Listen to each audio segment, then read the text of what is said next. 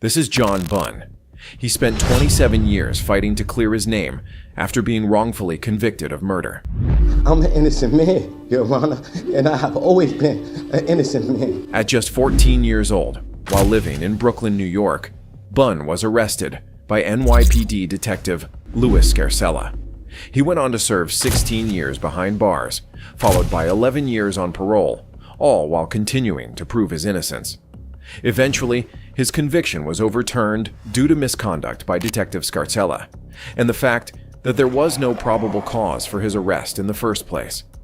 After nearly 3 decades of struggle, Bunn was finally exonerated. I want y'all to know that y'all convicted and had a wrong man in prison. I want to say thank you, Your Honor, because it's been 27 years I've been fighting for my life. But before leaving the courtroom, he shared a moment with the judge.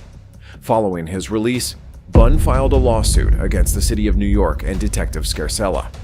This is David Ranta. He spent 22 years imprisoned for a murder he did not commit in Brooklyn, New York.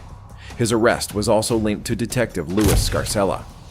Ranta was placed in a police lineup run by Scarcella and was identified as the shooter. However, decades later, the key witness revealed that the detective had actually given him a description of whom to select.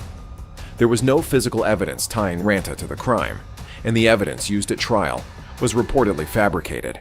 He was sentenced to 37.5 years to life in prison. But after more than 2 decades, former witnesses admitted they had been pressured into testifying against him. And this is the moment his conviction was finally overturned. Mr. Ranta, to say that I'm sorry for what you have endured would be an understatement and grossly inadequate, but I say it to you anyway. Based on the record made here today, it's okay. The defendant's motion to vacate the judgment of conviction is granted. Sir, you are free to go. As soon as his handcuffs were removed, he embraced his family. Carrying all his belongings on his back, he walked out a free man. After his release, he reportedly received $2 million from the state and a $6.4 million settlement from the city of New York. This is Susan Mellen. She was sentenced to life without parole based on false testimony. At 42 years old, she was arrested in Los Angeles, California, at a McDonald's while taking her daughter to get a Happy Meal. That would be the last time she saw her child for 7 years. A man was murdered, all right? I didn't murder him. Okay. Please believe me. I wouldn't do that. I do not believe you. Okay. I do not believe you, and don't ask me to please believe you. I do not believe you, okay? You know that because you were there. No, I heard it. I tell you what, you know what? You told me you were going to tell me the truth. You're not telling me the truth. I'm giving you are under arrest now for murder. As she was charged with the murder of an ex-boyfriend. The conviction rested solely on the word of an informant who claimed Mellen had confessed to the crime. She remained imprisoned for 17 years until it was proven that the informant was a pathological liar and an unreliable witness. And this is the moment her case was finally overturned. I believe, based on what I've read, that she's innocent. And for that reason, I think the criminal justice system failed. The judgment is vacated, the conviction is overturned, and as to Ms. Mellen, the case is dismissed. From tears of relief to joyful celebration in seconds. I'm free! I'm in a court!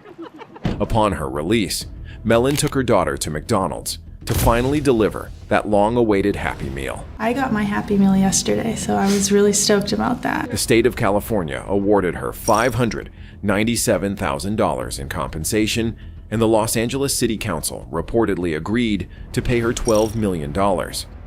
This is Luis Vargas. He was sentenced to 55 years to life for crimes he did not commit. At 29, living in Los Angeles, California, Vargas was charged with 3 sexual assaults. Authorities believe the crimes were committed by the same person based on similar descriptions.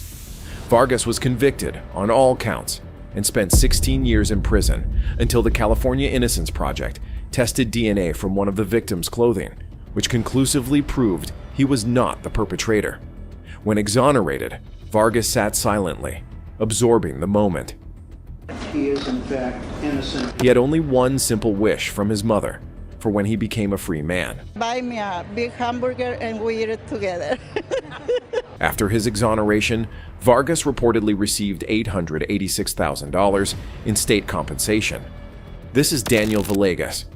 He spent 18 years in prison for a double homicide he never committed in El Paso, Texas. At just 16 years old, Villegas was arrested and reportedly threatened by an El Paso detective with beatings and the death penalty if he did not confess. Under pressure, he signed a confession prepared by detectives. Hours later, he tried to retract his statement, but it was too late.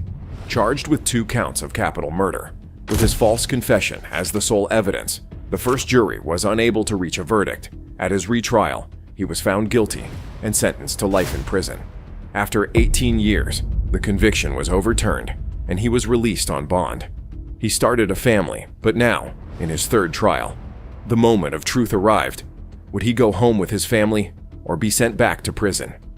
Verdict Form B. We, the jury, find the defendant Daniel Villegas not guilty of...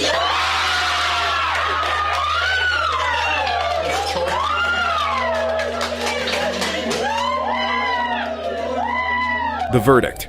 Villegas was finally a free man. You are no longer under any conditions in this court. You are free to leave. He has since reportedly filed a lawsuit against the city of El Paso. This is Ricky Jackson.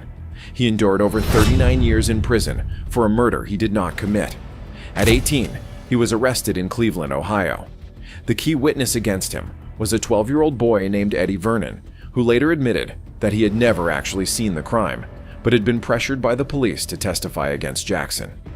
Initially sentenced to die in the electric chair, Jackson spent 2 years on death row before his sentence was reduced to life in prison.